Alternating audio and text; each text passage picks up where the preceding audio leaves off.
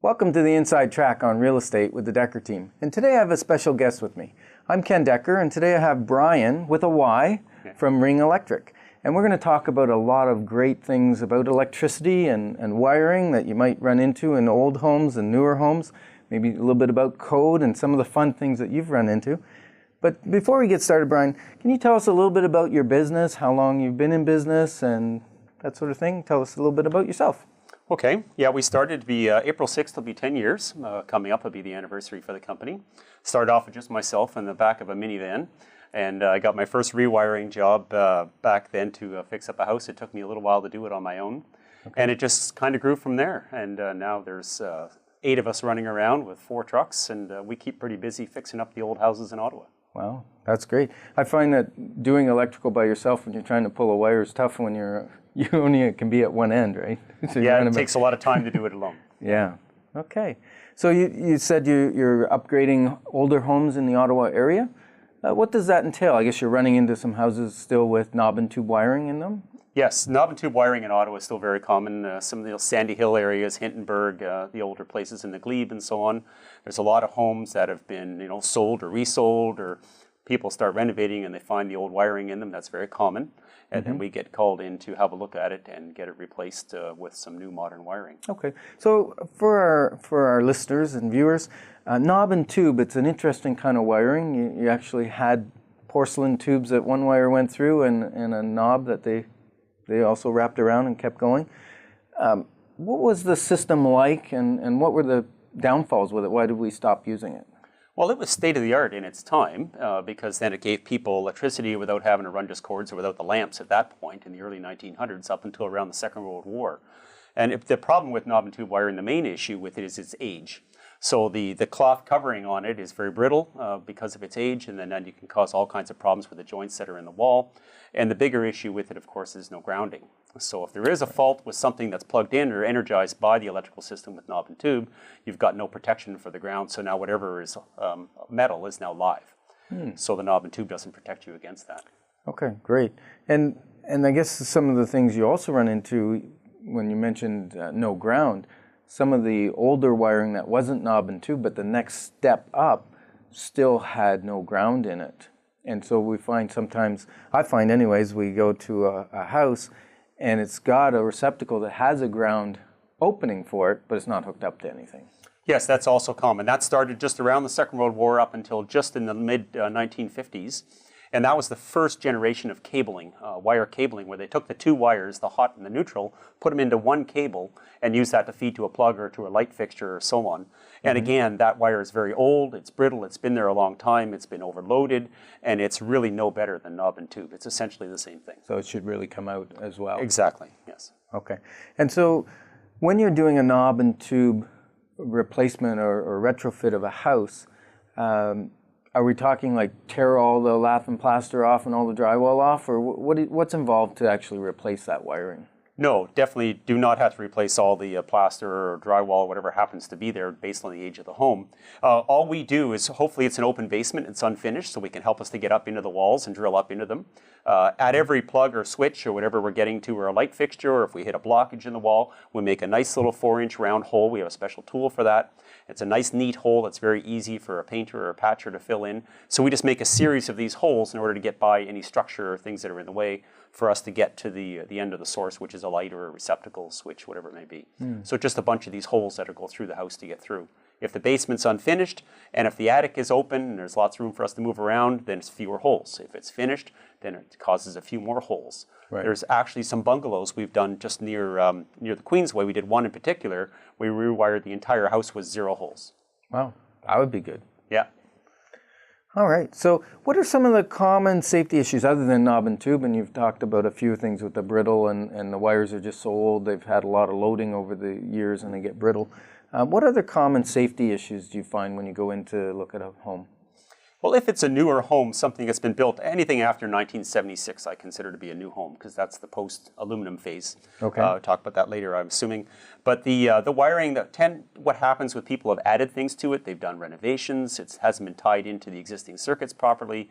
It's been overloaded. People have added large loads onto things that aren't meant to handle it. A treadmill's a prime example, a portable heater.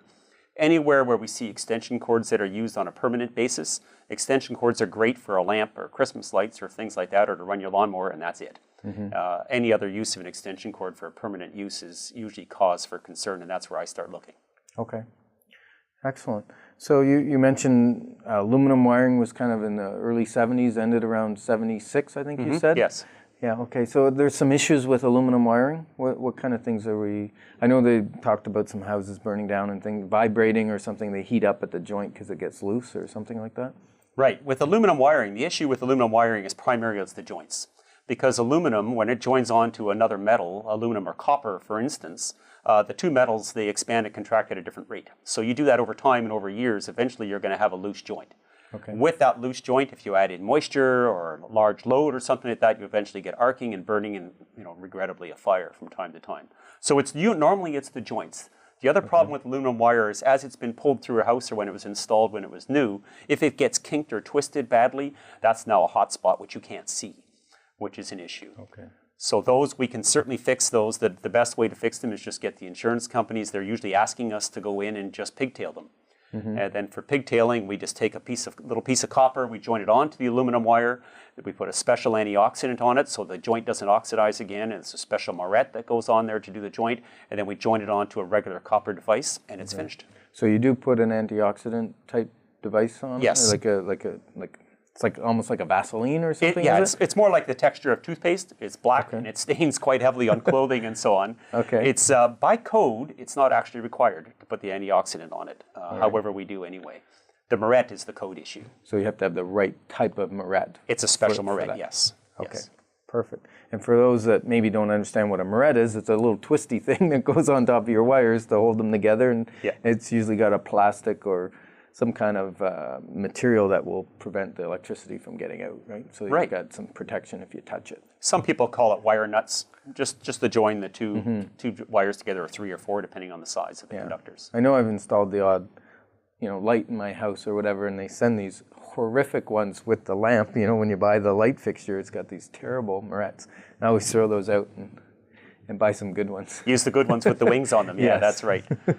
Yeah. So sometimes we have an issue when we're going to sell a house or a buyer's looking to buy a house, and the insurance wants to see a higher amperage service, because some of the older homes maybe had a 60 amp service coming into the house, and now I think most insurance companies want to see at least 100 amp, and then if it's got electric heating, then we'll probably have to push it to 200 amp.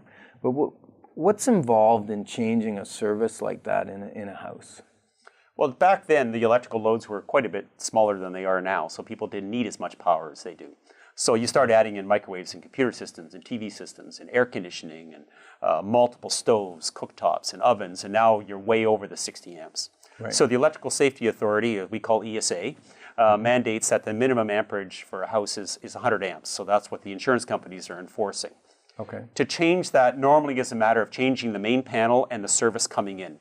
The older homes often had the meter base inside the house in the basement quite often. So as soon as we have the power disconnected by hydro in order to change the panel, they're not going to give us power back again until we move the meter base outside.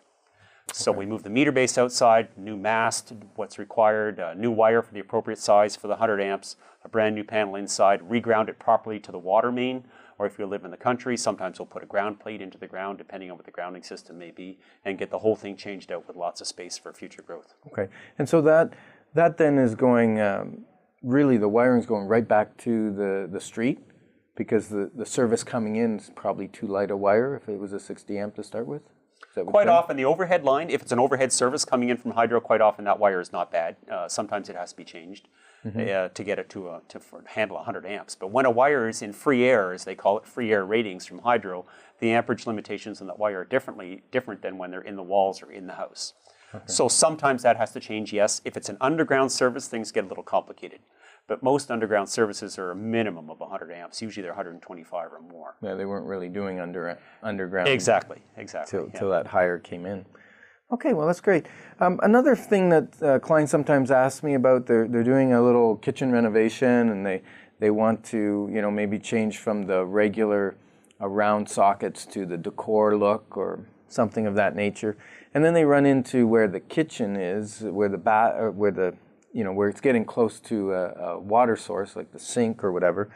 And I know the code calls for a ground fault circuit interrupter on new construction, and we used to be split receptacles in kitchens where it was 15 amps to each of the plug outlets, and now they've gone to a 20 amp system as opposed to split receptacles.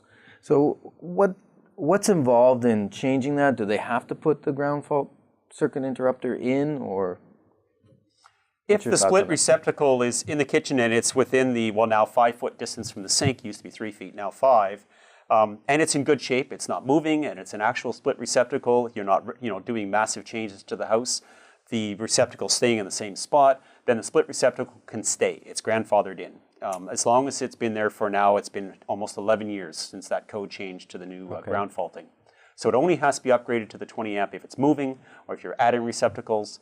And you don't have to put the 20 amps in. You can keep them at the 15 amp split plugs and put a ground fault circuit interrupter breaker in the main panel to protect it. And that's perfectly fine as well. And then you keep your split plug without having to change the wire, and you don't have to put the 20 in.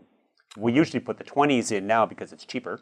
It's cheaper to run the new wire? It's cheaper to install a 12-gauge circuit than it is to put a split plug in with the GFI in the panel. So that's the main reason for the 20 amps is cost. Okay, cool. So back to that split receptacle. So even if you're changing it from the old round type to a decor type, it's still considered just like a refit. It's not, you don't have to go to the new code because the location of the plug isn't changing. Exactly. It's what's considered like for like, as we call it in the codes. So if you're just changing it from the old, what we call the duplex, to the decor style, changing them out, there's no requirement to change the circuit or the wiring. Okay, great. Now we have a lot of do-it-yourselfers on that listen to us, and there's different thoughts on that. I mean, electricity is a bit of a scary thing. It's dangerous both for electrical shock and for fire hazard if it's done in the wrong way. What's your thoughts on that? And what's the regulations say really is the most important thing? Which is the most important, yes. As the homeowner, if it's your primary residence, you're going to live there or you are living there, you are by law allowed to do your own wiring as long as you can pass the electrical inspection. That's the number one. So any wiring that you do in your own home, if you've got walls open or things like that, then the Electrical Safety Authority wants to see that with it all open and exposed and check it fairly carefully because they're your novice. Homeowners quite often do their own wiring very well. They can pass the inspection, listen to the inspector, learn from it, and get it done properly and safely. However, that's not normally the case. People normally tie into things they shouldn't tie into. They modify things they shouldn't. They hide joints and walls and overload boxes and tie into existing circuits and so on. And electricity is something that can kill you. It's not something to be messed with. And it's the code changes every 3 months. The Electrical Safety Authority puts out new bulletins every 3 months, and it changes. Is that because they can't get it right? They can't, maybe. Make sure we don't show this to them. It's just, there's so many changes because of things that have happened. Maybe there's been incidents or clarification or things like that. There's no way a homeowner can be up to date on all the changes that come in with all the new code bulletins that come out. So as soon as there's an incident, a fire or shock or whatever, in the investigation, if they find something that caused it, they'll make a change in the code to prevent that from happening. Yes, if it's something new or if it needs clarification or if some of the electricians are interpreting the code a certain way but they intended it to be a different way, they might come up with a bulletin to explain it. Like I think they changed the staples you're allowed to use now. You can't use the old metal ones, is that right? You have to use the plastic ones now, or is that? No, still metal. You can still use the metal staples? Still using the metal ones as long as it's the right size. Right size for the wire. Exactly. Every wire size has a different staple. All right. Now another thing they came out with relatively recently, I guess, well, relatively recently, I'm dating myself, maybe in the last 10 years or so, is the arc fault. Arc fault I guess they use them in bedrooms. Right. And what's the thought around arc fault? Well, the problem with arc faults is cost. The breakers are not cheap. They're anywhere between $60 and $125 a piece, depending on which type of panel that you have. The other problem with arc faults is that they don't make them for the older panels. They only make them for the newer modern type panels that have been out, most of them 15 to 20 years. The reason they brought them out is because the studies and the fire investigations they've done primarily showed, a lot of the deaths that happened in home fires were bedrooms. People sleeping, they plug in an old radio, an old lamp, or something like that, and they're asleep, and then the fire starts in the wall with the bedroom receptacles. So the idea was to put the arc faults in the bedrooms and start there. The new code coming out, when the next one comes out, there's rumor of them expanding it to put more circuits in the house into arc fault circuits. Arc fault breakers are very sensitive. You put a nail in the wall and you touch that wire, the breaker's going to trip very quickly. Right. And that's what they're for. Any mistakes in the wiring whatsoever, your wiring had better be perfect because the arc fault circuits will trip. Vacuum cleaners trip them. Power tools will sometimes trip them out very early. On old radio, we had a lady, she brought her lamp with her on visits when she visited her family. The first one I ever installed in the glebe. And the problem with that one is the old lamp was tripping out the arc fault breaker. So we had to go back and just say, no, the lamp, there's something wrong with it, and it'll run in a regular circuit, but not an arc fault. Yeah, I've noticed even if I'm at a house, you know, and you plug in one of those fans for blowing up a mattress or something, and if whatever you're plugging in is connected, in other words, the switch is turned on, you might get that little spark as you plug in, and that generally will trip that kind of circuit breaker. It can, yes. Yeah. Yeah, very easily. All right. Well, if you're just joining us, this is the Inside Track on Real Estate, and I've got the distinct pleasure of interviewing Bryan today. Bryan's from Ring Electric, and Ring Electric has been in business for about 10 years, and they're just wonderful people. If you need to get something updated or upgraded in your house, you might want to ring Electric and give Bryan a call. We're just continuing to talk about some of the standard things that we run into in homes where there are electrical safety issues or where homeowners done some stuff themselves. I think one of the big things I run into is when I've done renovations is where they've hidden a junction box behind the drywall and they didn't leave an access plate to access that junction box, and that's a big no-no, I guess. Yes, it is. You've got to be able to access every joint for wiring, no matter where it is. You've got to be able to see it and get at it without having to take the drywall down. Yeah. Very important. I think people think, well, if you put a moret on it, it's good looking, buried in there, but it's not real safe. What about things like, this is an interesting one, and I didn't really discuss before the show, but I think I've run into it where I've had a underground wire for a lawn lamp. I live out in the country, so we don't have street lights. We have to provide our own lawn lamp. And the irrigation company that put in my lawn sprinkler system drove their machine right through the wire, so now the lawn lamp's not working.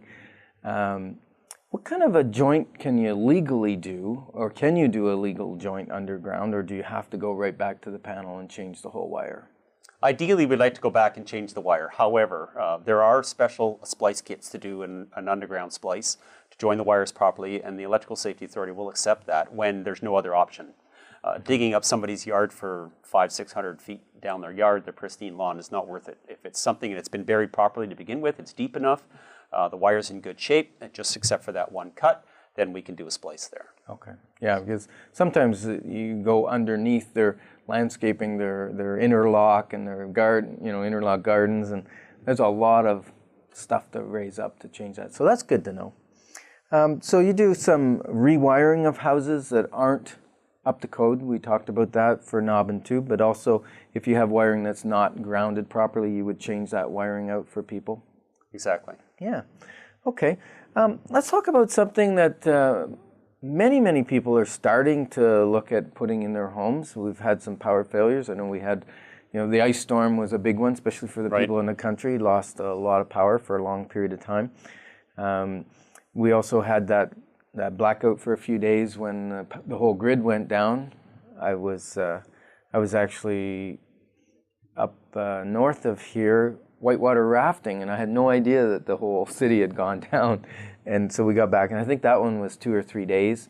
And some people really can't do without electricity. There's some people that are in the seniors or whatever. They need their air conditioning, or they have sensitive medicines or food that needs to be kept cool. So a lot of people are starting to go to that backup generator. You obviously install those for people, and what's sort of the process there?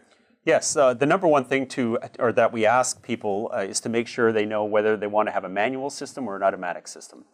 With a manual system, there's just another little panel put beside the main panel, and that's where we put all the essential circuits. So all the stuff like your fridge, your sump pump, your furnace, things that you need to live in your house, certain things like your freezer, stuff like that, goes into this little panel, and it's a generator transfer switch. And off of that switch, we then put a plug outside somewhere that the generator can plug into. So in the event of a power outage, just start the generator up, let it warm up, flick it on, go to the panel, the generator transfer switch, flick over one breaker, turn the generator side of it on, and you've got power for the essential loads only. You don't touch the main panel, you leave it alone. And that's the manual system. So if you're going to be home each day, then it can afford to be out for a number of hours until you get there, and you're capable of doing that, then that's fine. And so that switch actually disconnects the main panel from that, so you're not backfeeding into the electrical system. Exactly. There's a mechanical interlock between the two breakers, the one from the main panel and the one that's feeding over from the generator side. So only one of them can be turned on at a time, which is very important.